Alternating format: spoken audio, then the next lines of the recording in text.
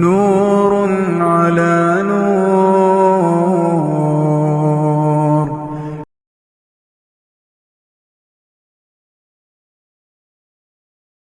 السلام عليكم ورحمة الله وبركاته. الحمد لله رب العالمين، وصلى الله على نبينا محمد وعلى آله وأصحابه أجمعين، أما بعد. اللهم رب اشرح لي صدري ويسر لي أمري واحلل عقدة من لساني يفقه قولي. سبحانك لا علم لنا إلا ما علمتنا إنك أنت العليم الحكيم. اللهم رب زدنا علما. പ്രിയമുള്ള സഹോദരന്മാരെ, സഹോദരിമാരെ, അള്ളാഹു സുബ്ഹാനഹു തആല നമ്മുടെ ഈ ഒരുമിച്ച് കൂടലിന് അള്ളാഹുവിൻ്റെ അടുക്കൽ മഖബൂലായ അമലായി നമ്മളിൽ നിന്നും സ്വീകരിക്കുമാറാകട്ടെ. നമ്മൾ ഇൻഷാ അല്ലാഹ് പഠിക്കുന്നത് അൽ ഉസൂൽ അസ്സലാസ എന്ന് പറയുന്ന ഷെയ്ഖുൽ ഇസ്ലാം മുഹമ്മദ് ഇബ്ൻ അബ്ദുൽ വഹാബ് റഹിമഹുല്ലാ അദ്ദേഹത്തിൻ്റെ കിതാബാണ് അൽ ഉസൂൽ അസ്സലാസ. അതിൻ്റെ അർത്ഥം അടിസ്ഥാനപരമായ 3 കാര്യങ്ങൾ. അൽ ഉസൂൽ അസ്സലാസ.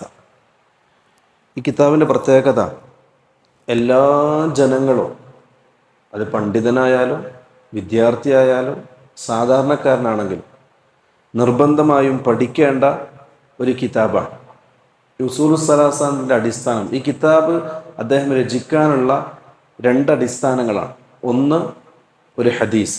റസൂലുള്ളാഹി സ്വല്ലല്ലാഹു അലൈഹി വസല്ലം തങ്ങൾ പറയാണ്, മൻ ദാഖ തുഅമൽ ഈമാൻ, ഒരാൾ ഈമാനിൻ്റെ മാധുര്യം ആസ്വദിച്ചിരിക്കുന്നു, രുചിച്ചിരിക്കുന്നു. ആരാ? മൻ റളിയ ബില്ലാഹി റബ്ബൻ വബിൽ ഇസ്ലാമി ദീനൻ വബി മുഹമ്മദിൻ സല്ലല്ലാഹു അലൈഹി വസല്ലം നബിയ്യ. അള്ളാഹുവിനെ റബ്ബായി അംഗീകരിക്കുകയും തൃപ്തിപ്പെടുകയും റസൂലുള്ളാഹി തങ്ങളെ പ്രവാചകനായി തൃപ്തിപ്പെടുകയും ദീനുൽ ഇസ്ലാമിനെ മതമായി തൃപ്തിപ്പെടുകയും ചെയ്ത ഒരാൾ, അയാൾ ഈമാനിൻ്റെ മാധുര്യം ആസ്വദിച്ചിരിക്കുന്നു. ഇതാണ് ഹദീസ്. അപ്പോൾ ഈ 3 കാര്യങ്ങൾ അതിനടിസ്ഥാനപ്പെടുത്തിയിട്ടാണ് ഈ കിതാബ് രചിച്ചിട്ടുള്ളത്. ഒന്ന്. രണ്ടാമത്തെ ഒരു ഹദീസ്, ഖബറിൽ മനുഷ്യൻ ചോദ്യം ചെയ്യപ്പെടും എന്ന് പറയുന്ന ഒരു ഹദീസാണ്. സുദീർഘമായ ഹദീസാണ്. ആ ഹദീസിൽ റസൂലുള്ളാഹി സ്വല്ലല്ലാഹു അലൈഹി വസല്ലം പഠിപ്പിക്കുന്നത് 2 കാര്യങ്ങളാണ്. ഇമാം അഹ്മദ് റിപ്പോർട്ട് ചെയ്യുന്ന സഹീഹായ ഹദീസാണ്. റസൂലുള്ളാഹി സ്വല്ലല്ലാഹു അലൈഹി വസല്ലം പറയാൻ, ഒരാൾ മരണപ്പെട്ടാൽ അദ്ദേഹത്തെ മറമാടിയതിന് ശേഷം, ദഫൻ ചെയ്തതിന് ശേഷം 2 മലക്കുകൾ അദ്ദേഹത്തിൻ്റെ അടുക്കിലേക്ക് വരും. എന്നിട്ട് അദ്ദേഹത്തെ പിടിച്ചിരുത്തും. എന്നിട്ട് 3 ചോദ്യങ്ങൾ ചോദിക്കും. മൻ റബ്ബുക വമൻ നബിയുക വമാ ദീനുക. ഈ 3 ചോദ്യങ്ങൾ. നിന്റെ റബ്ബ് ആരാണ്? നിന്റെ പ്രവാചകൻ ആരാണ്? നിന്റെ ദീൻ ഏതാണ്? ഈ 3 ചോദ്യമായിരിക്കും അയാളുടെ ഖബറിൽ ചോദിക്കുക. ഈ ഖബറിലെ ചോദ്യത്തിന് പറയുന്ന പേരാണ് ഫിത്നത്തുൽ ഖബർ. ഫിത്നത്തുൽ ഖബർ. എന്നാൽ ചോദ്യങ്ങൾക്ക് മറുപടി ഇല്ല എങ്കിൽ അവിടെ ശിക്ഷിക്കപ്പെടും. അതിന് പറയുന്ന പേരാണ് അദാബുൽ ഖബർ. ഇത് 2ഉം ഖബറിൽ നടക്കുന്ന കാര്യങ്ങളാണ്. ഫിത്നത്തുൽ ഖബർ, അദാബുൽ ഖബർ. ഫിത്നത്തുൽ ഖബർ എന്ന് പറഞ്ഞാൽ 2 മലക്കുകളുടെ ചോദ്യം, അതിനുള്ള മറുപടി ഇല്ല എങ്കിൽ ശിക്ഷ. അതിനാണ് അദാബുൽ ഖബർ എന്ന് പറയുന്നത്. 2ഉം ഹഖാണ്. ഹദീസ് സ്ഥിരപ്പെട്ട കാര്യമാണ്. മുതവാത്തിറായ ഹദീസ് കൊണ്ട് സ്ഥിരപ്പെട്ട കാര്യമാണ് 2. അപ്പോൾ ആ ഹദീസ് റസൂലുള്ളാഹി സ്വല്ലല്ലാഹു അലൈഹി വസല്ലം തങ്ങൾ പറയാൻ, ഒരാൾ മറമാടി കുടുംബക്കാരൊക്കെ തിരിച്ചു പോയാൽ മലക്കുകൾ വരികയും അദ്ദേഹത്തെ പിടിച്ചിരുത്തും. എന്നിട്ട് അദ്ദേഹത്തോട് ചില ചോദ്യങ്ങൾ ചോദിക്കും. ആദ്യം ചോദിക്കുന്നത് മൻ റബ്ബുക, നിന്റെ റബ്ബാരാണ്. രണ്ടാമത്തെ റസൂലുള്ളാഹി തങ്ങളെ കാണിച്ചിട്ട് രൂപം കാണിച്ച് ചോദിക്കും, ഇത് നിങ്ങളിലേക്ക് നിയോഗിക്കപ്പെട്ട ഈ പ്രവാചകൻ ആരാണ്. മൂന്നാമത് ചോദിക്കും വമാ ദീനുക, നിന്റെ ദീന, നീ ദുനിയാവിൽ ജീവിക്കാൻ ഏത് മതത്തെയാണ് നീ അള്ളാഹുലേക്ക് എത്തുന്നതിന് വേണ്ടി സ്വീകരിച്ചിട്ടുള്ളത്. ഈ 3 ചോദ്യങ്ങളായിരിക്കും ഖബറിലുണ്ടാകുക. മുഅ്മിനീങ്ങൾ അതിന് മറുപടി പറയും. മുഅ്മിനീങ്ങൾ അതിന് മറുപടി പറയും. മുനാഫിഖുകളും കാഫിറും കാഫിറും മുനാഫിക്കും മറുപടി പറയാൻ സാധിക്കാതെ ഹാ ഹാ എന്ന ശബ്ദമുണ്ടാക്കും. റസൂലുള്ളാഹി സ്വല്ലല്ലാഹു അലൈഹി വസല്ലം തങ്ങൾ പറഞ്ഞു, ആ സമയത്തായിരിക്കും മലക്കുകൾ അവരെ ഖബറിൽ നിന്ന് ശിക്ഷിക്കുക എന്ന്. വലിയൊരു ഹദീസാണ്. ചുരുക്കി ഭാഗമാണ് സൂചിപ്പിച്ചത്. ഈ 2 ഹദീസാണ് ഈ കിതാബ് രചിക്കാനുണ്ടായ അടിസ്ഥാന കാര്യം. കാരണം ഇത് രണ്ടും, ഈ 2 ഹദീസിലും പറയുന്ന കാര്യങ്ങൾ എല്ലാവർക്കും ബാധകമാണ്. പണ്ഡിതനും വിദ്യാർത്ഥിക്കും സാധാരണക്കാരനും രാജാവിനും തൊഴിലാളിക്കും മുതലാളിക്കും എല്ലാവർക്കും ബാധകമാണ്. അതുകൊണ്ടാണ് റസൂലുള്ളാഹി സ്വല്ലല്ലാഹു അലൈഹി വസല്ലം ഈ ഹദീസിൻ്റെ അടിസ്ഥാനത്തിൽ ഷെയ്ഖുൽ ഇസ്ലാം ഈ കിതാബ് രചിച്ചത്. ഈ കിതാബിന് മറ്റൊരു പ്രത്യേകത, ചെറിയ കിതാബാണ്. ഇതിൻ്റെ മത്തിന് വളരെ ചെറുതാണ്. അത് മാത്രമല്ല, ഉമ്മത്തിൽ ഖബൂലിയത്ത് കിട്ടിയ, സ്വീകാര്യത കിട്ടിയ ഒരു കിതാബും കൂടിയാണ്. ഒരുപാട് ഷറഹുകൾ ഈ കിതാബിൻ്റെ മേൽ രചിക്കപ്പെട്ടിട്ടുണ്ട്. ഇത് ചെറിയൊരു മത്തിനാണ്. ഈ കിതാബിനെ വിശദീകരിച്ചുകൊണ്ട് ഒരുപാട് കിതാബുകൾ മുൻഗാമികളും പിൻഗാമികളും എഴുതിയിട്ടുണ്ട്. അതിൽ അറിയപ്പെട്ടതുകൊണ്ട് അറിയപ്പെടാത്തതുകൊണ്ട് 10-12ഓളം ഷറഹുകൾ ഈ കിതാബ് നമുക്ക് കാണാൻ സാധിക്കുന്നത്. അതാണ് ഈ കിതാബിൻ്റെ മറ്റൊരു പ്രത്യേകത. പിന്നെ ഷെയ്ഖുൽ ഇസ്ലാമിന് വേറൊരു പ്രത്യേകത, വളരെ എളുപ്പമുള്ള വാക്കുകൾ, സാധാരണക്കാർക്ക് മനസ്സിലാകുന്ന, വായിച്ച പെട്ടെന്ന് ഗ്രഹിക്കാൻ സാധിക്കുന്ന രൂപത്തിലുള്ള സാഹിത്യങ്ങളോ അതല്ലെങ്കിൽ കെട്ടുകുടുക്കുകളോ ഇല്ലാത്ത വ്യക്തമായ ഭാഷയിലൂടെയാണ് അദ്ദേഹം ഈ കിതാബുകളൊക്കെ രചിച്ചത്. അദ്ദേഹത്തിൻ്റെ ഉദ്ദേശം, അദ്ദേഹം നേരിട്ട് കാണുന്നത് സാധാരണക്കാരെയാണ്, സാധാ ജനങ്ങളെ, പണ്ഡിതന്മാരെയല്ല. ഈ സാധാരണ ജനങ്ങൾക്ക് ഉപകാരപ്പെടണം എന്ന നിയത്തോടു കൂടിയാണ് അദ്ദേഹം ഈ കിതാബ് എഴുതിയിട്ടുള്ളത്. ഈ കിതാബിന് വേറെ പശ്ചാത്തലം കൂടിയുണ്ട്. ഷെയ്ഖുൽ ഇസ്ലാം മുഹമ്മദ് ബിൻ അബ്ദുൽ വഹാബ് റഹിമഹുല്ല, അദ്ദേഹം ഹിജറ 1115 അദ്ദേഹം ജനിക്കുന്നത്. ഉയൈന എന്ന് പറയുന്ന സ്ഥലം, ഇന്നും ഉയൈന എന്ന് പറയുന്ന സ്ഥലം കാണാം. ദർഇയ്യ എന്നാണ് സ്ഥലത്തിൻ്റെ പേര് ഇന്നത്തെ. ദർഇയ്യ അതായത് റിയാദിൻ്റെ അടുത്തുള്ള ഒരു സ്ഥലമാണ്, നജിദിൻ്റെ ഭാഗം. അവിടെയാണ് അദ്ദേഹം ജനിക്കുന്നത് 1115. അദ്ദേഹം ജനിച്ചു.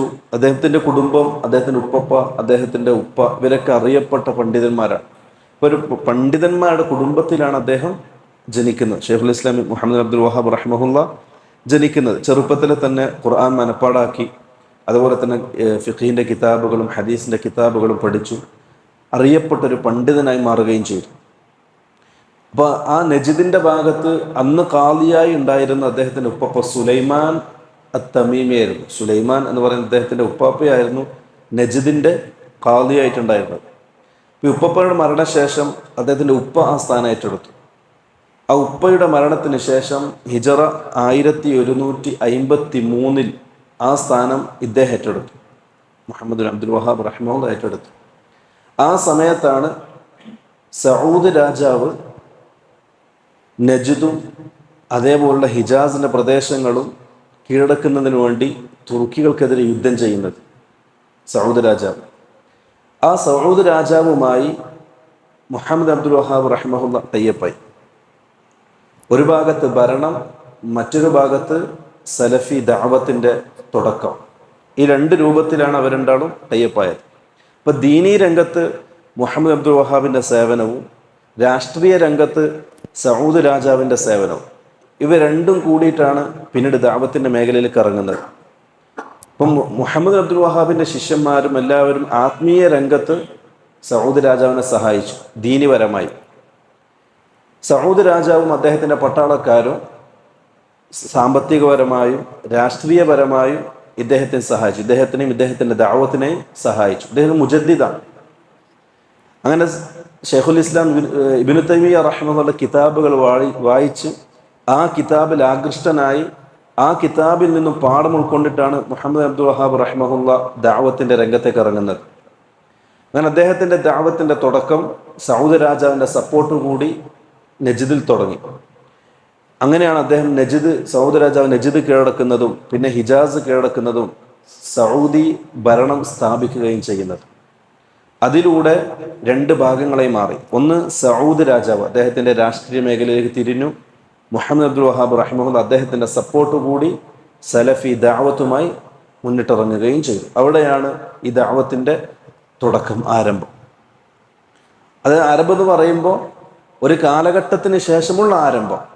സലഫിയത്ത് എന്ന് പറയുന്നത് മുഹമ്മദ് അബ്ദുൽ വഹാബ് റഹിമഹുല്ല ഉണ്ടാക്കിയൊരു പുതിയൊരു ആശയമോ പുതിയൊരു ആദർശമോ അല്ല, മറിച്ച് സലഫുകളിൽ നിന്ന്, സഹാബാക്കളിൽ നിന്ന് തുടങ്ങി വന്ന ഒരു സമ്പ്രദായം, സഹാബാക്കളിൽ നിന്ന് തുടങ്ങി വന്ന ഒരു ആചാരം, സഹാബാക്കളിൽ നിന്നും തുടർന്നുകൊണ്ടിരിക്കുന്ന ഒരു അനുഷ്ഠാനം, അതിനെ ഇല്ലായ്മയിൽ നിന്നും ഒന്നും കൂടി പുനർജീവിപ്പിച്ചു. അതാണ് മുജദ്ദിദ് എന്ന് പറയുന്നത്. മുജദ്ദിദ് എന്ന് പറഞ്ഞതാണ് ഒരു കാലഘട്ടത്തിൽ ഇല്ലാതായ സുന്നത്തുകളെ ജീവിപ്പിക്കുന്ന ആൾ. അതാണ് മുജദ്ദിദ്. അതേ പണിയാണ് മുഹമ്മദ് വഹാബ് റഹിമഹുല്ല എടുത്തത്. അദ്ദേഹം തുർക്കികൾ സൂഫികളാണ്. അവർ നജ്ദും ഹിജാസും ഭരിക്കുന്ന സമയം അവർ സൂഫിസം പ്രചരിപ്പിച്ചു. അതിനെതിരെ സലഫി ദഅവത്തുമായി രംഗത്ത് വന്ന ആളാണ് മുഹമ്മദ് അബ്ദുൽ വഹാബ് റഹിമഹുല്ല, സൗദ് രാജാവിൻ്റെ സപ്പോർട്ടോടുകൂടി. അങ്ങനെയാണ് ഈ ദഅവത്തിൻ്റെ തുടക്കം കുറിക്കുന്നത്. പിന്നെ അള്ളാഹു അവർക്ക് സ്വീകാര്യത നൽകി. ഇന്ന് ലോകത്ത് അറിയപ്പെട്ട ഒരു ദഅവത്തിൻ്റെ മേഖലയിൽ അത് വളരുകയും ചെയ്തു. അതാണ് ഈ മുഹമ്മദ് അബ്ദുൽ വഹാബിനെ സംബന്ധിച്ച് നമ്മൾ മനസ്സിലാക്കേണ്ടത്. പിന്നെ അതുപോലെ തന്നെ ഈ സലഫിയത്ത് എന്ന് പറയുന്നത് മുഹമ്മദ് അബ്ദുൽ വഹാബിൻ്റെ സൃഷ്ടിയല്ല, അദ്ദേഹത്തിൻ്റെ പിൻഗാമികളായി ഏറ്റെടുത്ത കാര്യവുമല്ല, മറിച്ച് സഹാബാക്കളിൽ നിന്നും കാലഘട്ടമേന മാറി മാറി കൈമാറ്റം ചെയ്യപ്പെട്ടു വരികയും ഒരു കാലഘട്ടത്തിൽ അത് നശിക്കപ്പെടുകയും ചെയ്തു, നശിച്ചു പോവുകയും ചെയ്തു. അതിനൊരു പുനർജീവനം നൽകിയതാണ് മുഹമ്മദ് ഇബ്ൻ അബ്ദുൽ വഹാബ് റഹിമഹുല്ല. അള്ളാഹു അദ്ദേഹത്തിൻ്റെ കൈകളിലൂടെ ഒരു പുനർജീവനം ഇതിന് നൽകി എന്നാണ് നമ്മൾ മനസ്സിലാക്കേണ്ടത്. ഇദ്ദേഹം ദഅവത്തുമായി വന്നു. സൗദി രാജാവ് സൗദി ഭരണകൂടം സ്ഥാപിച്ചു. അതിനുശേഷം ആദ്യം അവർ ചെയ്ത രണ്ട് കാര്യങ്ങൾ. ഒന്ന്, സെയ്ദ് ഇബ്ൻ ഖത്താബ് റളിയല്ലാഹു അൻഹു, ഉമർ ഖത്താബ് റളിയല്ലാഹുവിൻ്റെ സഹോദരൻ സെയ്ദ്. ആ സെയ്ദ് റളിയല്ലാഹുവിൻ്റെ പേരിൽ അറിയപ്പെട്ട ഒരു ഖബറുണ്ടായിരുന്നു നജ്ദിൽ. ഖബർ നമ്മൾ ഇന്നത്തെ ഈ കാലഘട്ടം നമ്മൾ കാണുന്നത് പോലെ ആ ഖബറിനെ ചുറ്റിപ്പറ്റി അതിൻ്റെ അനുബന്ധമായി ജാറങ്ങളും ഉറൂസുകളും അതേപോലെ തന്നെ നമ്മൾ ഇന്ന് കണ്ടുകൊണ്ടിരിക്കുന്ന അനാചാരങ്ങളും ഇതൊക്കെ നടമാടിക്കൊണ്ടിരിക്കുകയായിരുന്നു ആ ഖബറിനെ കേന്ദ്രമാക്കിക്കൊണ്ട്. മുഹമ്മദ് അബ്ദുൽ വഹാബ് റഹിമഹുല്ല സൗദ് രാജാവിൻ്റെ സപ്പോർട്ടോടുകൂടി ആദ്യം ചെയ്തത് ആ ഖബർ പൊളിച്ചു മാറ്റുക ചെയ്ത്. കെട്ടിപ്പൊക്കിയ ഖബറായിരുന്നു, അത് അദ്ദേഹം പൊളിച്ചു മാറ്റി. അതിൻ്റെ ഹദീസ് അലി റളിയല്ലാഹുവിൻ്റെ ഹദീസാണ്. റസൂലുള്ളാഹി തങ്ങൾ പറഞ്ഞു, പൊക്കപ്പെട്ട ഒരു ഖബറും പൊളിക്കാതെ നീ ബാക്കിയാക്കാൻ പാടില്ല എന്ന ഹദീസാണ്. അതിൻ്റെ അടിസ്ഥാനം അദ്ദേഹം അത് പൊളിച്ചു നീക്കി, ആ ഖബർ പൊളിച്ചു നീക്കി. ഒന്നാമത്. രണ്ടാമത് അദ്ദേഹം ചെയ്തത്, അതേപോലെ നജ്ദിൽ ഒരു മരം ഉണ്ടായിരുന്നു. മരം, ആ മരത്തിനെ പൂജിക്കുന്നൊരവസ്ഥ ഉണ്ടായിരുന്നു അറബികൾക്കിടയിൽ. ഇത് കേട്ടിട്ടുണ്ടോ? ദാത്തു അൻവാ എന്ന് പറഞ്ഞൊരു റസൂലുള്ളാഹി തങ്ങളുടെ കാലഘട്ടത്തിൽ മരം ഉണ്ടായിരുന്നു. മൂസാ നബി അലൈഹി സ്വലാത്തു വസ്സലാമിൻ്റെ സമുദായം മൂസാ നബിയോട് പശുക്കുട്ടീനെ കൊടുത്തില്ലേ? പശുക്കുട്ടീനെ കൊടുത്തിട്ട് നമുക്ക് ആരാധിക്കാൻ വേണ്ടി, കാരണം അള്ളാഹിനെ നേരിട്ട് നമ്മൾ കാണുന്നില്ല, അപ്പം നേരിട്ട് കണ്ടുകൊണ്ട് ആരാധിക്കാൻ ഒരു പശുക്കുട്ടിയെ ഉണ്ടാക്കി തരണം. സാമിൽ ഉണ്ടാക്കി കൊടുത്ത പശുക്കുട്ടിയെ ചോദിച്ചില്ലേ? അതേപോലെ റസൂലുള്ളാഹി തങ്ങളുടെ സഹാബാക്കൾ ദാത്തു അൻവാ എന്ന് പറയുന്ന മരം കാണിച്ചിട്ട് റസൂലുള്ളാഹി തങ്ങൾ പറയും, മൂസാ നബി സമുദായം ചോദിച്ചതുപോലെ നമുക്ക് എന്ത് ചെയ്യണം? ഈ മരത്തെ നിങ്ങൾ നിയമിച്ചു തരണം, ആരാധിക്കാൻ, പൂജിക്കാൻ, നമ്മുടെ വാളുകളും മറ്റൊക്കെ അവിടെ കൊണ്ട് പൂജിക്കാൻ നമുക്ക് ഈ മരം നിങ്ങൾ നിശ്ചയിച്ചു തരണം. റസൂലുള്ളാഹി ചൂടായി. റസൂലുള്ളാഹി ചോദിക്കും, ബനൂ ഇസ്രായേൽ മൂസാനോട് ചോദിച്ചതുപോലെയാണോ നിങ്ങൾ എന്നോട് ചോദിക്കുന്നത് എന്നിട്ട് റസൂലുള്ളാഹി ചൂടാവും. അതേ സ്വഭാവമാണ് പിന്നീട് അറബികൾക്ക് ഉണ്ടായത്. അവർ ഒരു മരം അതിനെ പൂജാവസ്തുവായി സ്വീകരിക്കുകയും അതിനെ പൂജിക്കുകയും ചെയ്തു, ആരാധിക്കുകയും ചെയ്തു. മുഹമ്മദ് അബ്ദുൽ വഹാബ് റഹിമഹുല്ല സൗദ് രാജാവിൻ്റെ സഹായത്തോടുകൂടി രണ്ടാമത് ചെയ്ത പണി ആ മരം മുറിച്ചു കളഞ്ഞതാണ്. ഇതാണ് സലഫി ദഅവത്തിൻ്റെ തുടക്കം. ഷിർക്കിൻ്റെ കൂമ്പാരങ്ങൾ ഇല്ലാതാക്കിക്കൊണ്ടായിരുന്നു സലഫി ദഅവത്തിൻ്റെ തുടക്കം. അതിന്നും തുറന്നുകൊണ്ടിരിക്കുന്നു. ഖിയാമത്ത് നാൾ വരെ അത് ബാക്കിയാകുകയും ചെയ്യും. അതിന് തെളിവാണ് പരിശുദ്ധ ഖുർആൻ അള്ളാഹു പറഞ്ഞ ചില ആയത്തുകൾ. വസ്സാബിഖൂനൽ അവ്വലൂന മിനൽ മുഹാജിരീന വൽ അൻസാർ വല്ലദീന തബഊഹും ബിഇഹ്സാൻ. മുൻഗാമികളിൽപ്പെട്ട മുഹാജിറുകളിലും അൻസാറിലുംപ്പെട്ട മുൻഗാമികൾ, അവരാണ് നമ്മളെ മുൻഗാമികൾ, സലഫുകൾ.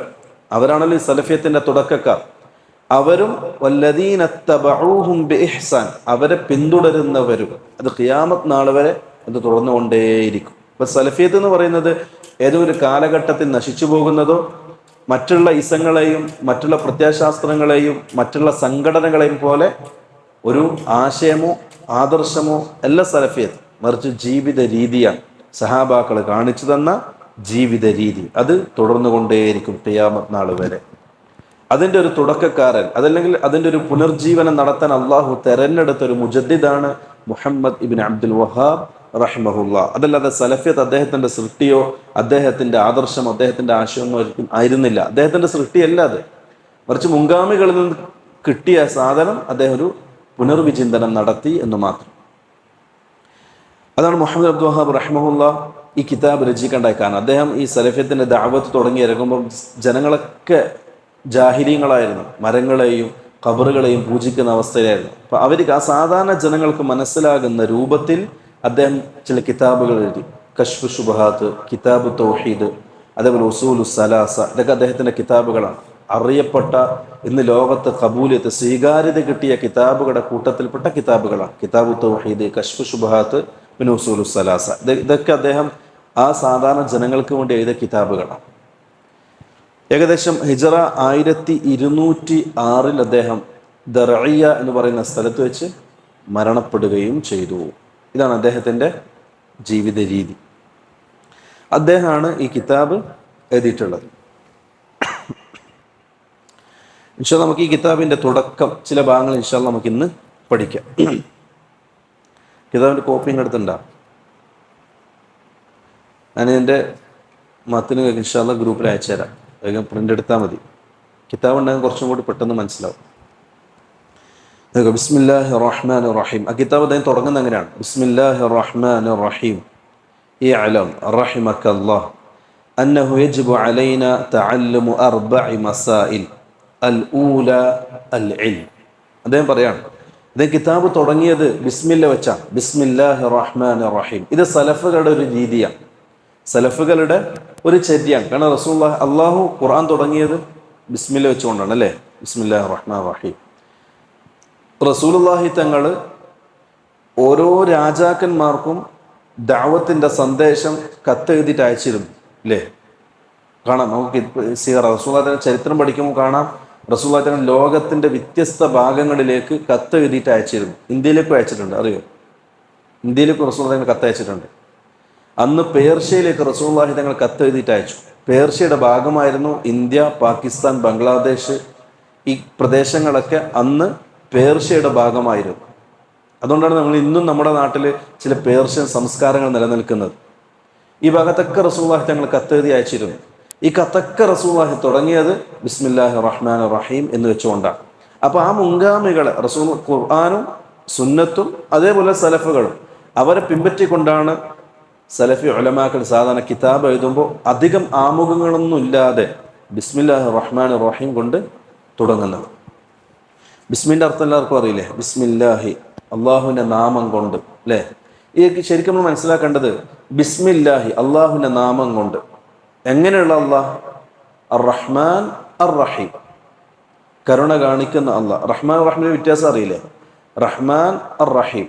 റഹ്മാൻ എന്ന് പറഞ്ഞാൽ അനുസരണയുള്ളവർക്കും അള്ളാഹിനെ അനുസരിച്ചവർക്കും മാത്രം ഗുണം ചെയ്യുന്നവൻ. റഹീം എന്ന് പറഞ്ഞാൽ അനുസരിച്ചവർക്കും അനുസരിക്കാത്തവർക്കും ഗുണം ചെയ്യുന്നവൻ. അതാണ് രണ്ടും വ്യത്യാസം. ഒന്ന് ദുനിയാവിലും, രണ്ട് ആഖിറത്തിൽ. ദുനിയാവിൽ അള്ളാഹു എല്ലാവരോടും കരുണ കാണിക്കും. അള്ളാഹിനെ അനുസരിച്ചവരും അള്ളാഹിനെ വഴിപ്പെട്ടവർക്കും കാഫിരീങ്ങൾക്കും മുഅ്മിനീങ്ങൾക്കും എല്ലാവർക്കും ഒരേപോലെ അള്ളാഹു കരുണ കാണിക്കും. എല്ലാവർക്കും അള്ളാഹു കച്ചവടത്തിൽ ബർക്കത്ത് നൽകും. എല്ലാവർക്കും അള്ളാഹു കല്യാണം കഴിച്ച മക്കളെ കൊടുക്കും. എല്ലാവർക്കും അള്ളാഹു ദുനിയാവിൻ്റെ സുഖ സൗകര്യങ്ങൾ കൊടുക്കും.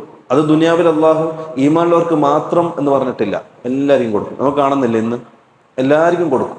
അത് അള്ളാഹിൻ്റെ ഒരു ഗുണമാണ്. ആഖിറത്തിലോ ഈമാനുള്ളവർക്ക് മാത്രം അള്ളാഹിൻ്റെ കരുണ കിട്ടും. അതാണ് രണ്ട് പേര് ഒന്നിച്ച് പറയാൻ കാരണം. മനസ്സിലാകുന്നുണ്ടോ? ഒന്ന് ദുനിയാവിൽ എല്ലാവർക്കും കൊടുക്കും, ആഖിറത്തിൽ മുഅ്മിനീങ്ങൾക്ക് മാത്രം. അതാണ് അള്ളാഹിൻ്റെ രണ്ട് ഗുണങ്ങൾ, റഹ്മാൻ അർ റഹീം.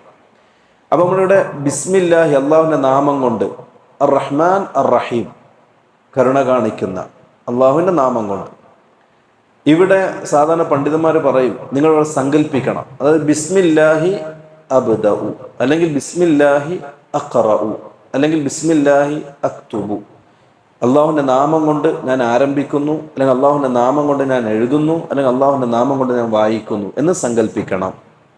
അത് ഇൻഷാല്ലാ അറബി പഠിക്കുമ്പോൾ നിങ്ങൾക്ക് മനസ്സിലാവും. തുടക്കം ഒരു ജാറ് കൊണ്ടാണ് തുടങ്ങിയതെങ്കിൽ ഒരു സങ്കല്പം ആവശ്യമാണ്. അതാണ് ഇവിടെ പഠിക്കാനുള്ളത്. ബിസ്മില്ലാഹി റഹ്മാൻ റഹീം.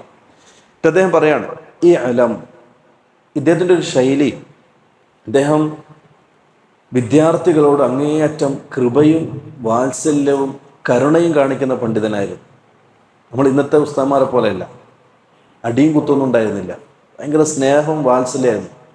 ഞാൻ കണ്ടിട്ടുണ്ട് ചില ശൈഖന്മാർ യുവാക്കളെ സംബന്ധിച്ച് പറയുമ്പോൾ അവർ കരയും. ഷെയ്ഖ് അബ്ദുർ റസാഖ് അൽ ബദർ, നമുക്ക് അറിയായിരിക്കും. ഷെയ്ഖ് അബ്ദുർ റസാഖ് അൽ ബദർ ഇന്ന് മദീനയിലുള്ള അബ്ദുൽ മുഹ്സൻ അൽ അബ്ബാദ് അൽ ബദർ ഹഫിളഹുല്ലാ അദ്ദേഹത്തിൻ്റെ മകനാണ്. അദ്ദേഹം അറിയപ്പെട്ട മദീനയിലെ മുഹദ്ദിസാണ്.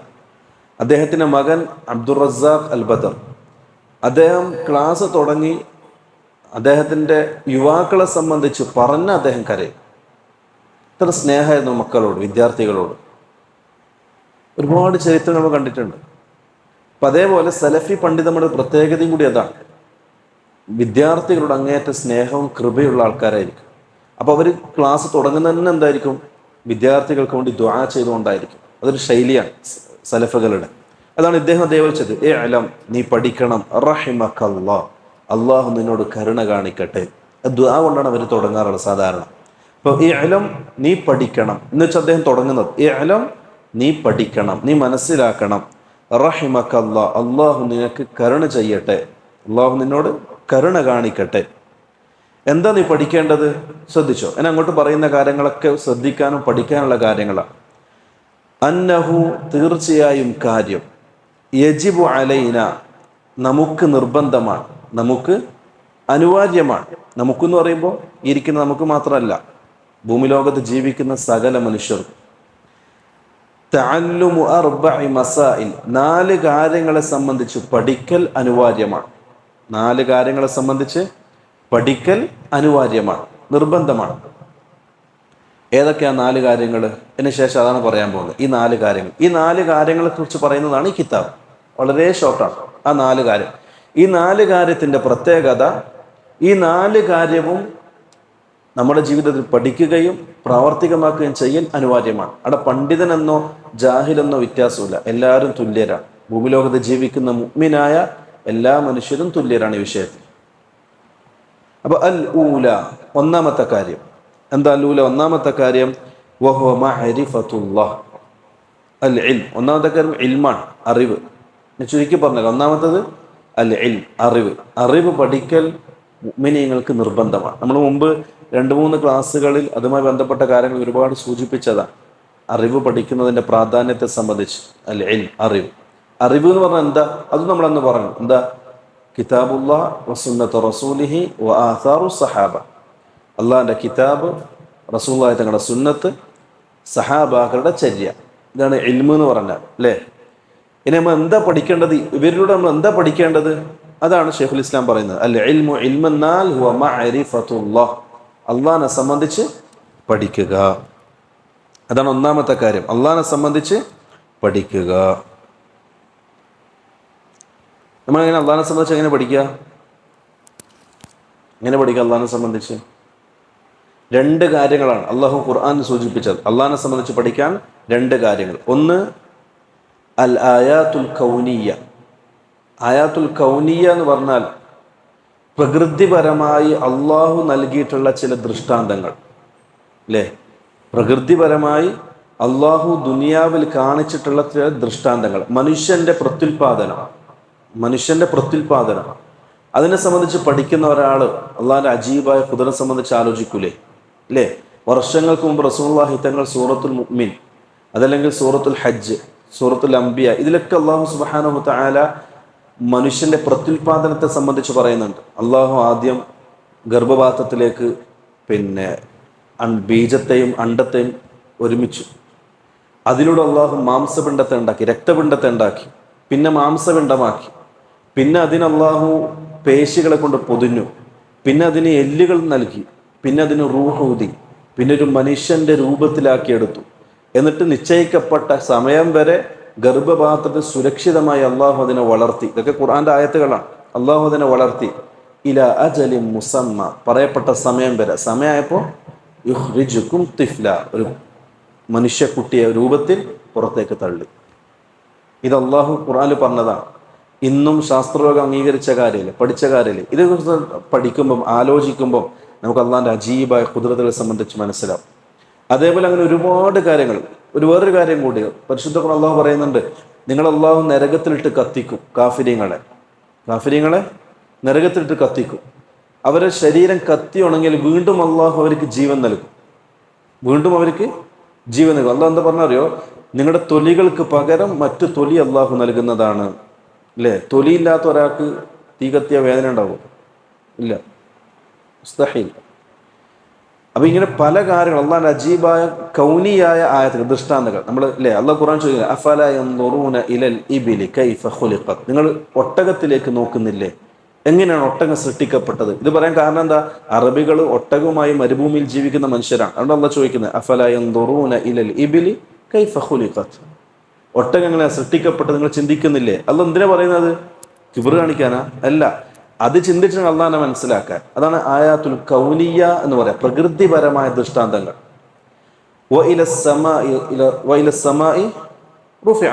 ഉയർത്തപ്പെട്ട ആകാശങ്ങൾ നോക്കുന്നില്ല, തൂണുകളില്ലാത്ത ആകാശങ്ങൾ നിങ്ങൾ ശ്രദ്ധിക്കുന്നില്ലേ, നോക്കുന്നില്ലേ?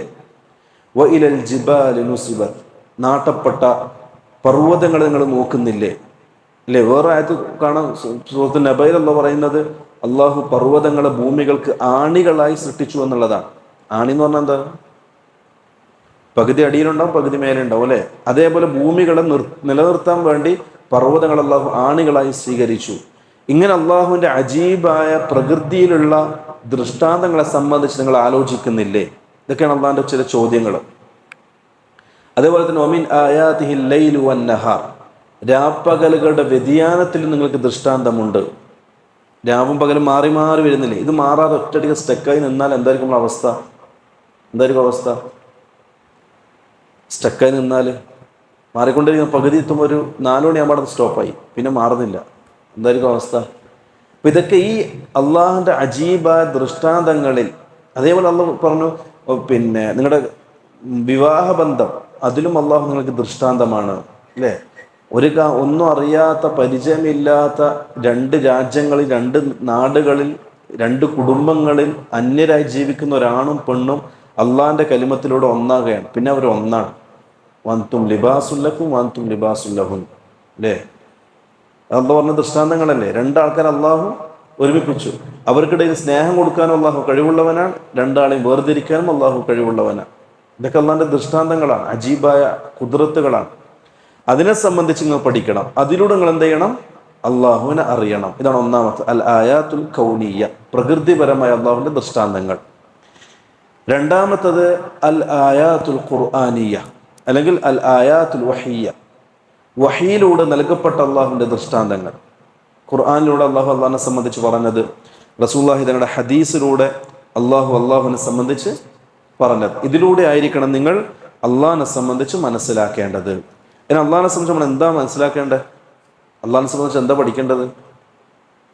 ഇതിൽ ഞാൻ പറഞ്ഞ ഈ കിതാബിൻ്റെ പ്രത്യേകം എന്താ അറിയോ? ഈ കിതാബിൻ്റെ ഓരോ വേർഡുകളും മണിക്കൂറുകളോളം ചിന്തിക്കാനും ചർച്ച ചെയ്യാനുണ്ടാവും, ഓരോ വേർഡുകളും അല്ലേ? അപ്പോൾ അള്ളാഹിനെ സംബന്ധിച്ച് എന്താ പഠിക്കേണ്ടത്? അള്ളാഹിനെ സംബന്ധിച്ച് 4 കാര്യങ്ങളാണ് അള്ളാഹിനെ സംബന്ധിച്ച് പഠിക്കേണ്ടത്. അത് പഠിച്ചാൽ ക്ലിയറായി. 4 കാര്യങ്ങൾ. ഒന്ന്, വുജൂദുള്ള, അള്ളാഹുവിൻ്റെ വുജൂദിയത്ത്.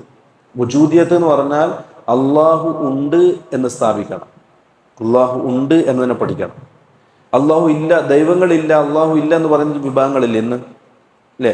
അപ്പോൾ വുജൂദിയത്ത്, അള്ളാഹു ഉണ്ട് എന്ന് പഠിക്കണം. വുജൂദിയത്ത്, വുജൂദിയത്തുള്ള. രണ്ടാമത്തത് റുബൂബിയത്തുള്ള, അള്ളാഹുവിൻ്റെ റുബൂബിയത്ത്. അള്ളാഹു ഉണ്ട്. രണ്ടാമത്തെ അള്ളാഹിൻ്റെ റുബൂബിയത്ത്. റുബൂബിയത്ത് മൊത്തം അള്ളാഹ്ക്ക് വക വെച്ച് കൊടുക്കണം. അതാണ് അതിനെ സംബന്ധിച്ച് പഠിക്കാനല്ല. റുബൂബിയത്ത് എന്ന് പറഞ്ഞാൽ അള്ളാഹുവിൽ നിന്നും മനുഷ്യന് കിട്ടുന്ന ആനുകൂല്യങ്ങൾ എളുപ്പത്തിൽ മനസ്സിലാക്കാൻ. അള്ളാഹുവിൽ നിന്നും മനുഷ്യന് കിട്ടുന്ന ആനുകൂല്യങ്ങൾ എന്തൊക്കെയാ? റുബൂബിയത്ത്. ലോകം നിയന്ത്രിക്കുന്നത് അള്ളാഹുവാണ്, മനുഷ്യനെ സൃഷ്ടിക്കുന്നത് അള്ളാഹുവാണ്, സൃഷ്ടിച്ച മനുഷ്യന് ജീവിക്കാനുള്ള ദുനിയാവിൽ സുഖ സൗകര്യങ്ങൾ ഒരുക്കി കൊടുക്കുന്നത് അള്ളാഹുവാണ്, മക്കളെ നൽകുന്നതും കച്ചവടത്തിൽ ലാഭം നൽകുന്നതും മറ്റുള്ള ദുനിയാവിൽ വായു നൽകുന്നതും വെള്ളം നൽകുന്നതും അള്ളാഹുവാണ്, കൃഷി നൽകുന്നതും അള്ളാഹുവാണ്. ഇതാണ് റുബൂബിയത്ത്.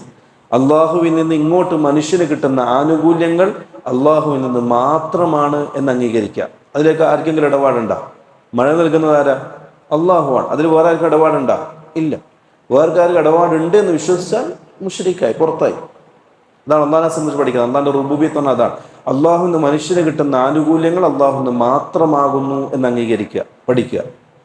രണ്ടാമത് ഉലൂഹിയത്തുള്ള, അള്ളാഹുവിന് ഇങ്ങോട്ട് കിട്ടുന്ന കാര്യങ്ങൾ അള്ളാഹുവിന് മാത്രമാണ്, വേറെ ആർക്കും അതിൽ പങ്കില്ല. അതുകൊണ്ട് നമ്മൾ എന്ത് ചെയ്യണം? അള്ളാഹ്ക്ക് അങ്ങോട്ട് കൊടുക്കുന്നതിൽ അള്ളാഹ്ക്ക് മാത്രമായിരിക്കണം, വേറെ ആർക്കും കൊടുക്കാൻ പാടില്ല. അതാണ് ഉലൂഹിയത്ത് എന്ന് പറഞ്ഞാൽ, നമ്മുടെ ഭാഷയിൽ പറഞ്ഞാൽ. അതായത് മനുഷ്യനിൽ നിന്നും അങ്ങോട്ട് കൊടുക്കുന്ന കാര്യം അള്ളാഹ്ക്ക് മാത്രമായിരിക്കണം, ഉലൂഹിയത്ത്. നമ്മൾ അള്ളാഹ്ക്ക് എന്താ കൊടുക്കുന്നത്? ഭക്ഷണം കൊടുക്കുന്നുണ്ടോ? ഇല്ല. കൊടുക്കുന്ന ഇബാദത്താണ്. അപ്പോൾ ഇബാദത്ത് അള്ളാഹ്ക്ക് മാത്രമായിരിക്കണം. മനസ്സിലാകുന്നുണ്ടോ? ഇതാണ് ഉലൂഹിയത്ത് എന്ന് പറഞ്ഞാൽ. പിന്നെയുള്ളത് അൽ അസ്മാ വസ്സിഫാത്ത്. അള്ളാഹിനെ സംബന്ധിച്ച് പഠിക്കേണ്ട ഒരു കാര്യമാണ് അൽ അസ്മാ വസ്സിഫാത്ത്. അസ്മാ സിഫാത്ത് എന്ന് പറഞ്ഞാൽ അള്ളാഹുവിനെ അള്ളാഹുവും അള്ളാഹിൻ്റെ റസൂലും പറഞ്ഞിട്ടുള്ളതായ നാമഗുണവിശേഷണങ്ങളുണ്ട്. പേരുകളുണ്ട്, ഗുണങ്ങളുണ്ട്, വിശേഷണങ്ങളുണ്ട്. ഇത് അള്ളാഹ്ക്കുള്ള പേര്, അള്ളാഹുവിൻ്റെ, അതേപോലെ തന്നെ അള്ളാഹുവിൻ്റെ ഗുണങ്ങൾ, അത് അള്ളാഹ്ക്ക് മാത്രം വിശ്വസിക്കുക. അള്ളാഹിനെ പോലെ മറ്റൊരാൾ കാണുമോ? അള്ളാഹിനെ പോലെ മറ്റൊരാൾ കേൾക്കുമോ? അള്ളാഹിനെ പോലെ മറ്റൊരാൾ അറിയോ? ഇല്ല. അത് അള്ളാഹ്ക്ക് മാത്രം. അല്ലേ? നമ്മൾ സമീഅാണ്, നമ്മൾ കേൾക്കൂലേ? നമ്മൾ കാണൂലേ? അള്ളാഹു സമീഅാണ്, അള്ളാഹു കേൾക്കും. അല്ലേ? ഇന്നല്ലാഹു സമീഉൻ അലീം, അള്ളാഹ് പറഞ്ഞല്ലേ? അള്ളാഹു കേൾക്കും, അള്ളാഹു കാണും, അള്ളാഹു അറിയും. നമ്മൾ കാണുന്ന പോലെയാണ്? നമ്മൾ കേൾക്കുന്ന പോലെയാണ്? നമ്മൾ അറിയുന്നത് പോലെയാണ്? അല്ല. അത് അള്ളാഹ്ക്ക് യോജിച്ച രൂപത്തിൽ. ഈ അസ്മാ വസിഫാത്തിൽ ഒരുപാട് ബിദ്അത്തിന്റെ ആൾക്കാർ പേച്ചു പോയിട്ടുണ്ട്. ഒരുപാട്. ഇൻഷാ നമുക്കത് പഠിക്കാം. അതിൻ്റെ ഭാഗത്തുമ്പോൾ ഇൻഷാ നമുക്കത് പഠിക്കാം. ഒരുപാട് ആൾക്കാർ പേച്ചു. ചില ആൾക്കാർ എന്ത് ചെയ്യുന്നതറിയോ?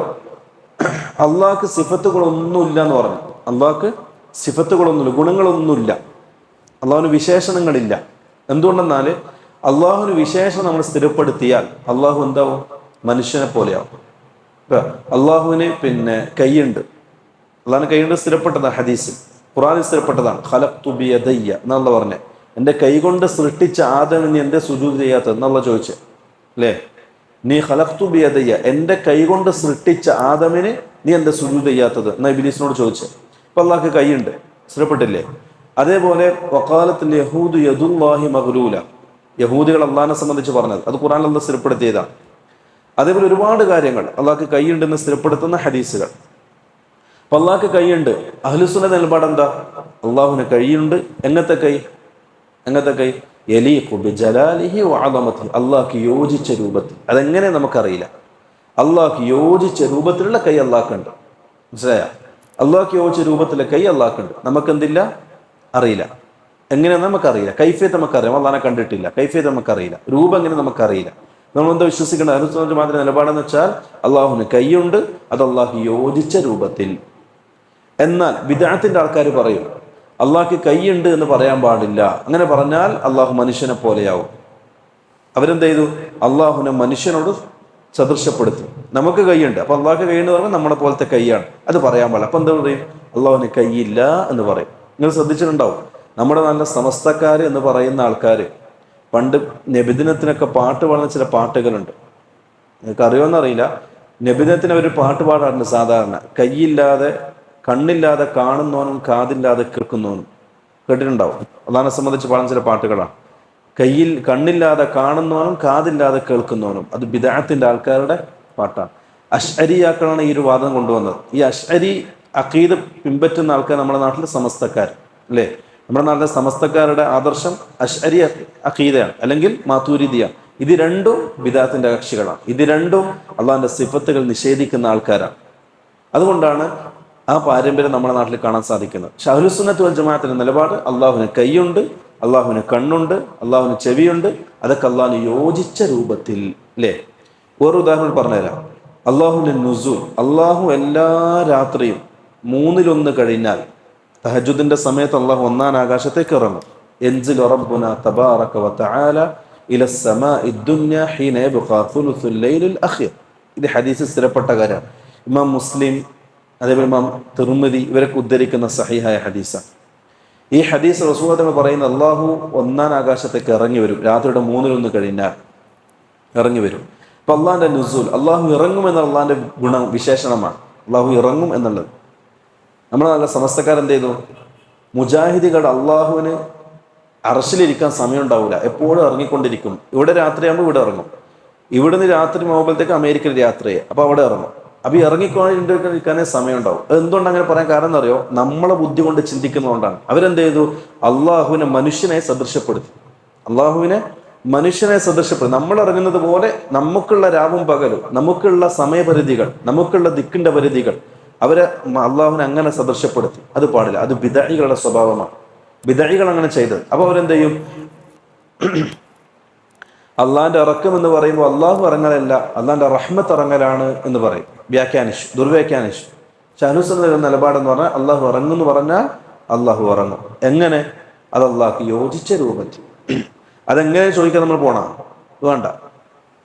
ഇമാം മാലിക് റഹ്മഹുല്ല പറയുകയുണ്ടായി, അള്ളാഹുവിൻ്റെ വിശേഷണങ്ങൾ അത് അള്ളാഹുവിന് സ്ഥിരപ്പെട്ടതാണ്, അത് അള്ളാഹുവിനുണ്ട്.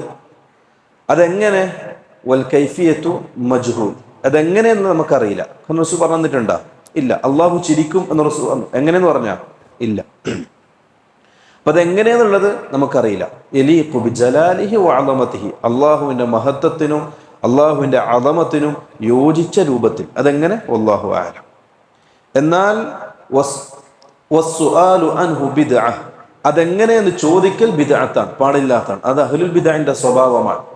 അള്ളാഹു എങ്ങനെ ഇറങ്ങുക ചോദിക്കും. അള്ളാഹു എങ്ങനെ ഇറങ്ങുക? നമ്മുടെ പരിധിയിൽ പെട്ടതാണോ? അത് പെട്ടതാണോ? അല്ലാഹു അലാ കുല്ലി ഷൈഇൻ ഖദീർ, എല്ലാത്തിനും കഴിവുള്ളവനാണ്. അതുകൊണ്ട് തന്നെ ഈ അള്ളാഹുവിൻ്റെ നാമഗുണ വിശേഷണങ്ങൾ അത് അള്ളാഹ്ക്ക് മാത്രമാണെന്ന് സ്ഥിരപ്പെടുത്തുക. അതാണ് നാലാമത്തെ കാര്യം. ഈ 4 കാര്യങ്ങൾ പഠിക്കലാണ് അള്ളാഹിനെ സംബന്ധിച്ച് പഠിക്കുക എന്ന് പറയുന്നത്. അപ്പോൾ ഒന്ന്, ബി വുജൂദില്ല, അള്ളാഹു ഉണ്ട് എന്ന് പഠിക്കുക. 2, ഉലൂഹിയത്തുള്ള, അള്ളാഹുവിൻ്റെ ഉലൂഹിയത്ത്, അള്ളാഹ് മാത്രം ആരാധനക്കർഹൻ എന്ന് പഠിക്കുക. 3, റുബൂബിയത്തുള്ള, നമുക്ക് മനുഷ്യൻ ഇങ്ങോട്ട് കിട്ടുന്ന കാര്യങ്ങൾ അള്ളാഹുവിന് മാത്രമാണ് എന്ന് പഠിക്കുക. 4, അൽ അസ്മാ വസ്സിഫാത്ത്, അള്ളാഹു നാമഗുണ വിശേഷണങ്ങൾ അള്ളാഹു ഏകനാണ് എന്ന് പഠിക്കുക. ഈ 4 കാര്യങ്ങളാണ് അള്ളാഹിനെ സംബന്ധിച്ച് പഠിക്കാനുള്ളത്. മനസ്സിലാകുന്നുണ്ടോ? രണ്ടാമത്തത് മൂപ്പര് പറയാണ് അൽ ഇൽമു എന്ന് പറഞ്ഞില്ലേ. ഒന്നാമത്തെ കാര്യം ഇൽമു. 4 കാര്യങ്ങൾ പഠിക്കൽ നിർബന്ധമാണ്. ആ 4-ൽ ഒന്ന് അൽ ഇൽം, അറിവാണ്. അറിവ് എന്താ? എന്ത് അറിവ് പഠിക്കേണ്ടത്? അതാണ് പറയാൻ പോകുന്നത്. ഒന്ന്, മഅരിഫത്തുള്ള, അള്ളാഹിനെ സംബന്ധിച്ച് പഠിക്കുക. അപ്പൊ അള്ളാഹിനെ സംബന്ധിച്ച് എങ്ങനെയാണ് പഠിക്കേണ്ടത്? ഈ 4 കാര്യങ്ങൾ. ഓക്കെ. രണ്ടാമത്തത് മഅരിഫത്തു നബിയ്യിഹി സ്വല്ലല്ലാഹു അലൈഹി വസല്ലം, റസൂലുള്ളാഹി തങ്ങളെ സംബന്ധിച്ച് പഠിക്കുക, അള്ളാഹുവിൻ്റെ നബിയെ സംബന്ധിച്ച് പഠിക്കുക. കാരണം ഇത് രണ്ടുമായിരിക്കും ഖബറിലെ ചോദ്യം. ഒന്നാമത്തെ ചോദ്യം മൻ റബ്ബുക വമൻ നബിയുക. മനസ്സിലാകുന്നുണ്ടോ? അപ്പം നബീനെ സംബന്ധിച്ച് പഠിക്കുക. എന്താ നബീനെ സംബന്ധിച്ച് പഠിക്കേണ്ടത്? നബിയുടെ ഉപ്പപ്പാരുടെ പേരെന്താ? ഉപ്പപ്പാരുടെ പേര് എന്താ? ഉപ്പപ്പാരുടെ പേര് അബ്ദുൽ മുത്തലിബ് അല്ലേ? റസൂലുള്ളാഹി തങ്ങളുടെ നസബ് പഠിക്കണം, കുടുംബ പേര് പഠിക്കണം. റസൂലുള്ളാഹിയുടെ ഏകദേശം 25ഓളം ഉപ്പപ്പമാർ മുത്തഫഖുൻ അലൈഹിയാണ്. മുഹമ്മദ് ബിൻ അബ്ദുല്ലാഹ് ബിൻ അബ്ദുൽ മുത്തലിബ് ബിൻ ഹാഷിം ബിൻ അബ്ദു മനാഫ് ബിൻ ഖുസൈ ബിൻ Kilab Murrah Kab Luayy Ghalib ഫിഹർ ഇബിൻ മാലിക് നദർ കിനാന എന്ന് പറയുന്ന 25ഓളം ഉപ്പപ്പമാര് മുത്തഫഖുൻ അലൈഹിയാണ്. നിർബന്ധമായിട്ടും പഠിക്കണം. അത് പഠിക്കൽ അനിവാര്യമാണ്. മുഅ്മിനായ ഒരാളത് പഠിച്ചിരിക്കണം. പിന്നെ റസൂലുള്ളാഹിയുടെ കുടുംബം, അതേപോലെ റസൂലുള്ളാഹി തങ്ങളുടെ മക്കൾ. എത്ര മക്കളാണ് റസൂലുള്ളാഹി തങ്ങൾക്ക്? 12. എത്ര മക്കളുണ്ട് റസൂലുള്ളാഹി തങ്ങൾക്ക്? 15. എത്ര ഉണ്ടായിരുന്നു? 7 മക്കൾ, 4 പെണ്ണും 3 ആണും. റസൂലിന് എത്ര ഭാര്യമാരുണ്ടായിരുന്നു? ബില്ലിത്തിഫാഖ് 11. അഭിപ്രായ വ്യത്യാസം 9 ആണെന്നും മറ്റു 2 അടിമ സ്ത്രീകളാണെന്നും അഭിപ്രായമുണ്ട്. പക്ഷേ 11 ഭാര്യമാർ റസൂലുള്ളാഹി തങ്ങൾക്ക് ഉണ്ടായിരുന്നു. അതാണ് സഹിഹ റിപ്പോർട്ട്. 11 ഭാര്യമാർ. റസൂലുള്ളാഹി തങ്ങൾക്ക് എത്ര മൂത്താപ്പന്മാരുണ്ടായിരുന്നു? എത്ര മൂത്താപ്പന്മാരുണ്ടായിരുന്നു? 11 ആള്, 11 മൂത്താപ്പന്മാർ. അങ്ങനെ പിന്നെ റസൂലുള്ളാഹി തങ്ങളെ സംബന്ധിച്ച് മൊത്തം പഠിക്കണം. റസൂലുള്ളാഹിയുടെ ജീവിത രീതി 63 വർഷം, റസൂലുള്ളാഹിയുടെ ജനനം മുതൽ വഫാത്ത് വരെയുള്ള 63 വർഷം പഠിക്കണം റസൂലുള്ളാഹി തങ്ങളെ സംബന്ധിച്ച്. ഒരു ദിവസം അബ്ദുല്ലാഹ് ബിൻ ഗനി അൽ മഖ്ദസി എന്ന് പറയുന്ന പണ്ഡിതൻ, അബ്ദുൽ ഗനി അൽ മഖ്ദസി, അദ്ദേഹം ഇബ്നു ഖുദാമ റഹ്മഹുള്ളയുടെ പിന്നെ ഉമ്മയുടെ സഹോദരനാണ് അബ്ദുൽ ഗനി അൽ മഖ്ദസി. ഈ അബ്ദുൽ ഗനി അൽ മഖ്ദസി എന്ന് പറഞ്ഞ പണ്ഡിതൻ അദ്ദേഹത്തിൻ്റെ കൂട്ടുകാരൻ്റെ കൂടെ ഒരു ദിവസം ബഗ്ദാദിലെ ഒരു ബീച്ചിൽ ഇങ്ങനെ നടന്നുകൊണ്ടിരിക്കുകയാണ്. ബീച്ചിൽ വൈകുന്നേരം കഥയും പറഞ്ഞുകൊണ്ട് ഇങ്ങനെ നടക്കാൻ 2 ആൾ നടക്കുന്ന സമയം ഒരു ചർച്ച് കണ്ടു, കനീസ, ക്രിസ്ത്യാനികൾ പള്ളി കണ്ടു. അപ്പോൾ അതിൻ്റെ ആ സൗന്ദര്യം കണ്ടിട്ട് ഇവരെന്ത് ചെയ്തു? ആ പള്ളി കാണാൻ പോയി. പള്ളിൻ്റെ ഉള്ളിൽ കയറി പള്ളിയൊക്കെ കണ്ടു. പുറത്തേക്ക് ഇറങ്ങുന്ന സമയം ഒരു ക്രിസ്തീയ പുരോഹിതൻ പുറത്തുണ്ടായിരുന്നു. അപ്പോൾ ക്രിസ്തീയ പുരോഹിതനെ പരിചയപ്പെട്ടു. അപ്പോൾ അബ്ദുൽ ഗനി അൽ മഖ്ദസി കുറച്ച് അങ്ങോട്ട് നടന്നു. അദ്ദേഹത്തിൻ്റെ കൂട്ടുകാരാണ്. ഇയാൾ സംസാരിച്ചു, കുറേ കാര്യങ്ങൾ സംസാരിച്ചു. അപ്പോൾ ചോദിച്ചു നിങ്ങൾ എവിടെ നിന്ന് വരുന്നതാണ്? അപ്പോൾ അവർ പറഞ്ഞു നമ്മൾ ബഗ്ദാദിലെ ജാമ്യയിൽ നിന്ന് വരുന്നതാണ്. അതായത് ബഗ്ദാദിലെ ജുമാഅത്ത് പള്ളിയിൽ നിന്ന് വരുന്നതാണ്. അപ്പോൾ ചോദിച്ചു നിങ്ങൾ എന്താ അവിടെ ചെയ്യുന്നത്? പഠിക്കുകയാണ്, വിദ്യാർത്ഥികളാണ്. അപ്പോൾ അദ്ദേഹം ചോദിച്ചു നിങ്ങൾ എന്താ പഠിക്കുന്നത് ചോദിച്ചു. ദീൻ പഠിക്കുക. അപ്പോൾ ചോദിച്ചു എന്നാൽ നിങ്ങൾ ദീനെ സംബന്ധിച്ച് എന്തെങ്കിലും നിങ്ങൾക്ക് പറഞ്ഞുതരുമോ ചോദിച്ചു ആ ക്രിസ്തീയ പുരോഹിതൻ. നിങ്ങൾ പ്രവാചകനെ സംബന്ധിച്ച് എനിക്ക് പറഞ്ഞുതരുമോ എന്ന് ചോദിച്ചു. പ്രവാചകനെ സംബന്ധിച്ച് ഫറാസിനോട് ഒരാൾ പറയാണ് നിങ്ങൾ പ്രവാചകനെ സംബന്ധിച്ച് എനിക്ക് പറഞ്ഞാൽ നീ എന്താ പറഞ്ഞു കൊടുക്കുക? അതേ അവസ്ഥ, ഇങ്ങനെ ഇരിക്കുന്ന അവസ്ഥ ഉണ്ടല്ലോ, അതേപോലെ അയാൾ എന്ത് ചെയ്തു? അന്തം വിട്ടട നിന്ന്, ഒന്നും പറയാൻ പറ്റുന്നില്ല. എന്താ തുടങ്ങേണ്ടത്, എങ്ങനെ അവസാനിക്കണം ഒന്നും മനസ്സിലാകുന്നില്ല. അന്തം വിട്ടട നിന്ന്. അപ്പോൾ ക്രിസ്തീയ പുരോഹിതൻ കുറേ ചോദ്യങ്ങൾ ഇങ്ങോട്ട് ചോദിച്ചു. അദ്ദേഹത്തിൻ്റെ കിതാബിൽ ഇഞ്ചിയിലൊക്കെ ഇൽമുള്ള ആളായിരിക്കുമല്ലോ, കുറേ പ്രവാചകരെക്കുറിച്ച് കുറേ ചോദ്യം ഇങ്ങോട്ട് ചോദിച്ചു. ഇതൊന്നും മറുപടി പറയാൻ അദ്ദേഹം സാധിക്കുന്നില്ല. അപ്പോൾ അദ്ദേഹത്തിന് സങ്കടമായി. അദ്ദേഹം തിരിച്ച് പോയിട്ട് അബ്ദുൽ ഖനി മഖ്ദസിയോട് പറഞ്ഞു, അയാൾ എന്നോട് ഇന്ന കാര്യങ്ങളൊക്കെ ചോദിച്ചു, എനിക്കൊന്നും മറുപടി കിട്ടിയില്ല, പറയാൻ പറ്റിയില്ല. അറിയാത്തതുകൊണ്ടല്ല, പക്ഷെ പറയാൻ പറ്റില്ല. നമുക്കെല്ലാവർക്കും അറിയില്ല റസൂലുള്ളാഹിയുടെ പേരാണ്, പക്ഷെ പെട്ടെന്ന് ചോദിക്കുമ്പോൾ ചിലപ്പോൾ പറയാൻ പറ്റിക്കൊള്ളുന്നില്ല. റസൂൽ എവിടെ ജനിച്ചേ? മക്കത്ത്. പക്ഷെ ചില സമയത്ത് നമുക്ക് വെപ്രാളെ പോയി ചോദിക്കുമ്പോൾ അതേ അവസ്ഥ ഉണ്ടായി അദ്ദേഹത്തിന്. അപ്പോൾ ഈ അബ്ദുൽ ഖനി മഖ്ദസ് എന്ത് ചെയ്തെന്ന് അറിയോ?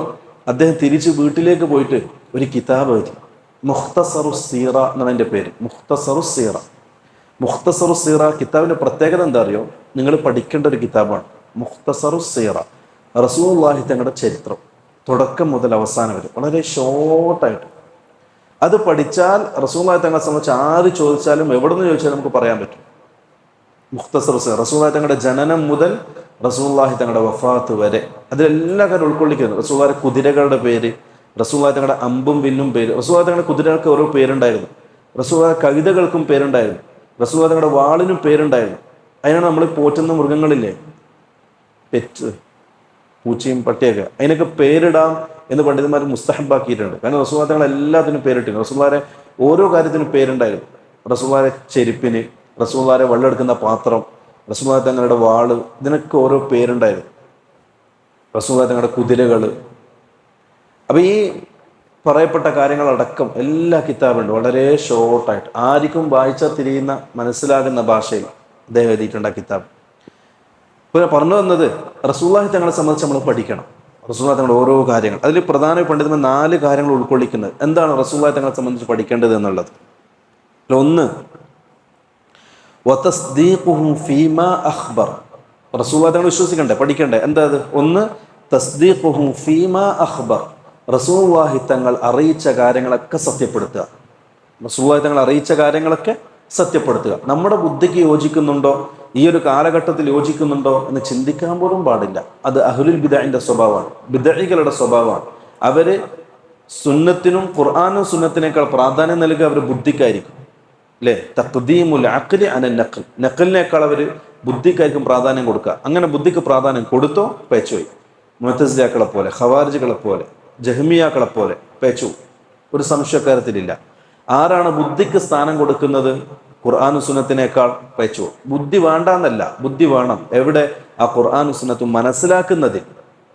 ഖുർആനും സുന്നത്തും മനസ്സിലാക്കാൻ ബുദ്ധി വേണം. ബുദ്ധി ഇല്ലാത്ത ഒരാൾക്ക് മനസ്സിലാക്കാൻ പറ്റുമോ? ഇല്ല.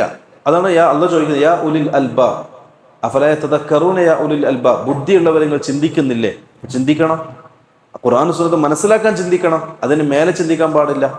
മനസ്സിലായ? ബുദ്ധി വേണം എന്തിന്? ഖുർആൻ സുന്നത്ത് മനസ്സിലാക്കാൻ. എന്നാൽ ഖുർആൻ സുന്നത്തിനും പോലെ ബുദ്ധി നിങ്ങൾ കാണാൻ പാടില്ല. അത് ഖുർആൻ സുന്നത്ത് ഒരു കാര്യം വന്നിട്ടുണ്ടെങ്കിൽ നിങ്ങളെ ബുദ്ധിക്ക് അത് യോജിക്കുന്നില്ല എന്ന് പറഞ്ഞുകൊണ്ട് നിങ്ങൾ എന്ത് ചെയ്യാൻ പാടില്ല? ബുദ്ധിയെ മുന്തിക്കാൻ പാടില്ല. അത് ബിദ്അഇകളുടെ സ്വഭാവമാണ്. പേച്ചു, ഉറപ്പാണ് പേച്ചു. അലി റളിയല്ലാഹു അൻഹു പറയുകയുണ്ടായി, ഖുഫല്ലേ, ഖുഫിൽ നമ്മൾ തടവൂലേ? നമ്മൾ എവിടെയാ തടവുക? ഖുഫ് തടവാന്ന് അറിയാലോ. വുളൂ ചെയ്യുമ്പോൾ ഷോക്സ് ഇട്ട ഒരാൾക്ക് ഷോക്സ് തടവാ ജായിസാണ്, കാല് കഴുകേണ്ട ആവശ്യമില്ല. ഷോക്സിന് മേലെ തടവിയാൽ മതി. എവിടെയാ നമ്മൾ തടവുക? എവിടെയാ തടവല്? മേലെ. ഷോക്സിൻ്റെ മേലെ ഈ ഭാഗത്ത് തടവും. മേലെ ഖുഫിൻ്റെ മേലെ തടവേണ്ടത്. ശരിക്കും പൊടിയാകുന്നത് എവിടെയാ? താഴെ നമ്മൾ നടക്കുന്ന താഴല്ലോ. ഇത് എവിടെയാണ് ശരിക്കും തടവേണ്ടത്? താഴല്ലേ.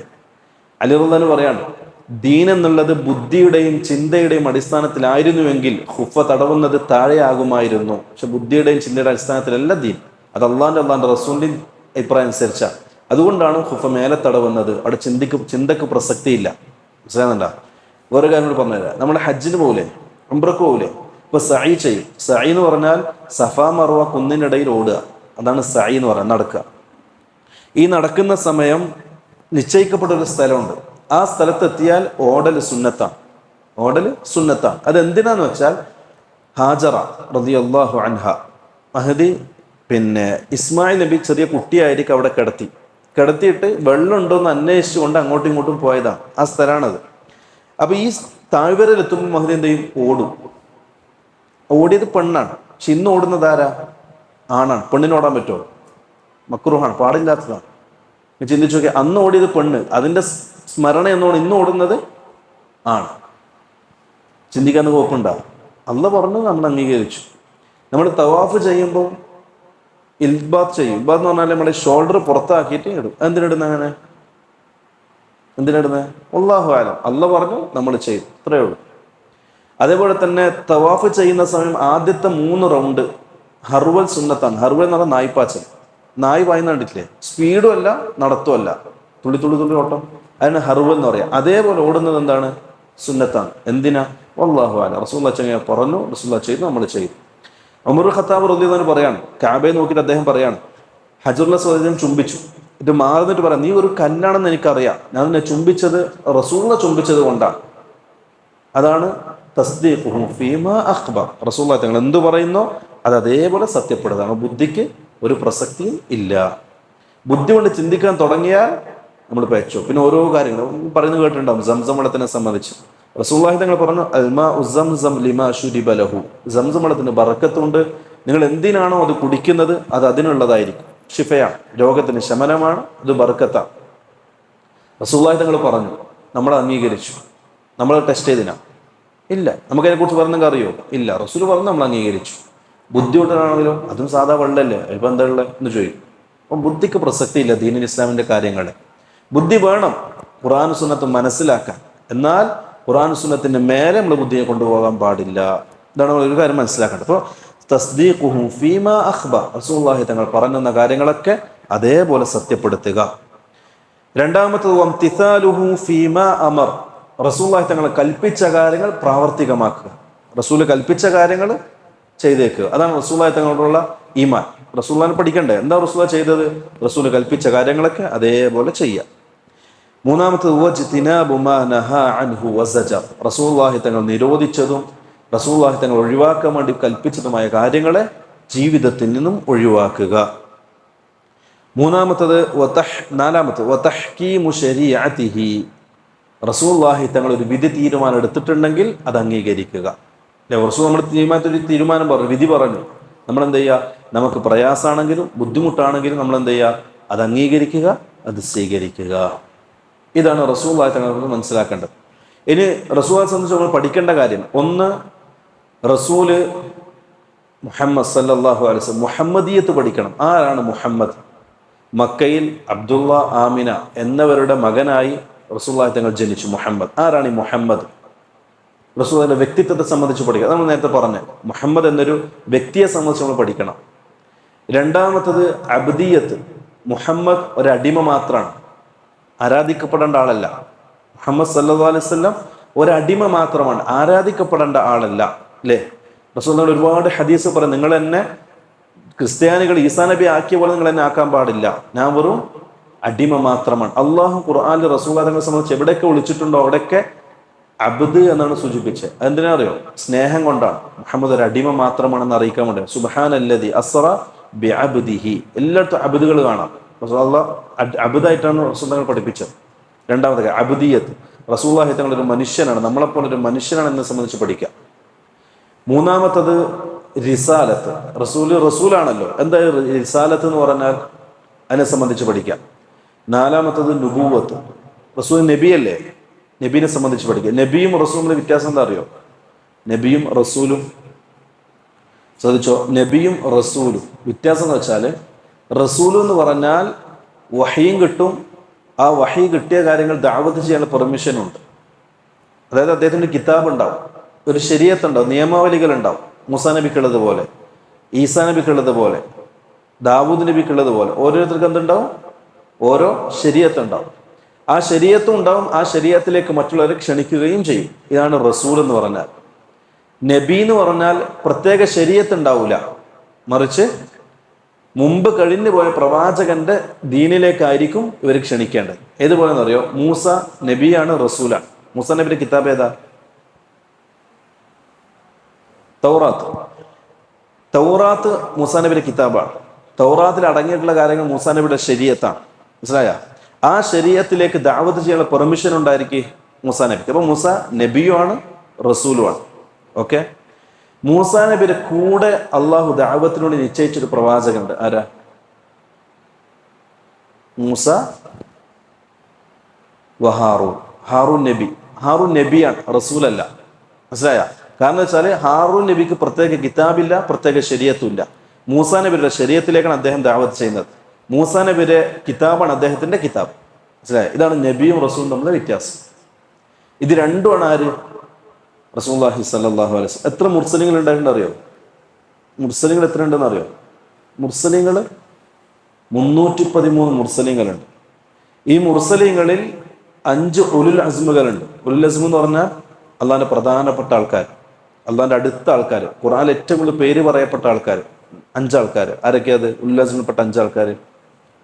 1 മുഹമ്മദ് സല്ലല്ലാഹു അലൈഹി വസല്ലം. 2 ഇബ്രാഹിം നബി അലൈഹിസ്സലാം. 3 ഈസ നബി അലൈഹിസ്സലാം. 4 മൂസ നബി അലൈഹിസ്സലാം. 5 ആരാ? ആദ്യത്തെ മുർസൽ ആരാ? നൂഹ് നബി അലൈഹിസ്സലാത്തു വസ്സലാം. ഇവരാണ് അള്ളാഹുവിന്റെ അടുത്ത ആൾക്കാർ, 5 ഉലുൽ അസ്മിൽപ്പെട്ട ആൾക്കാർ. അതിന്റെ നേതാവ് ആരാ? റസൂലുള്ളാഹി സ്വല്ലല്ലാഹു അലൈഹി വസല്ലം. ഇതാണ് പ്രവാചകന്മാരെ സംബന്ധിച്ച് പഠിക്കേണ്ടത്. അപ്പൊ ഇതാണ് നമ്മൾ മഅരിഫത്തു നബിയിഹി സല്ലല്ലാഹു അലൈഹി വസല്ലം, റസൂലുള്ളാഹി തങ്ങളെ സംബന്ധിച്ച് പഠിക്കുക എന്ന് പറയുന്നത്. 2 കാര്യമായില്ലേ? ഒന്ന്, പ്രധാനമായി നമ്മൾ പഠിക്കേണ്ട 4 കാര്യങ്ങൾ. അതിലൊന്ന് ഇൽമ്. ഇൽമിൽ നമ്മൾ പഠിക്കേണ്ട ഒന്നാമത്തത് മഅരിഫത്തുല്ലാ, അള്ളാഹിനെ സംബന്ധിച്ച്. രണ്ടാമത്തത് മഅരിഫത്തു നബിയിഹി സല്ലല്ലാഹു അലൈഹി വസല്ലം, റസൂലുള്ളാഹി തങ്ങളെ സംബന്ധിച്ച്. ഇൻഷാ അല്ലാഹ് ബാക്കി നമുക്ക് അടുത്ത ക്ലാസ്സിൽ പഠിക്കാം. അള്ളാഹു നമ്മുടെ ഇൽമിലും അമലിലും സമയത്തിലും ആരോഗ്യത്തിലും നല്ല ബർക്കത്ത് നൽകി അനുഗ്രഹിക്കട്ടെ. റബ്ബന ആതിന ഫിദ്ദുനിയ ഹസന വഫിൽ ആഖിറതി ഹസനത വഖിന അദാബന്നാർ. സുബ്ഹാന റബ്ബിക റബ്ബിൽ ഇസ്സതി അമ്മാ യസിഫൂൻ വസ്സലാമുൻ അലൽ മുർസലീൻ വൽഹംദുലില്ലാഹി റബ്ബിൽ ആലമീൻ. അസ്സലാമു അലൈക്കും വറഹ്മത്തുള്ളാഹി വബറകാതുഹു.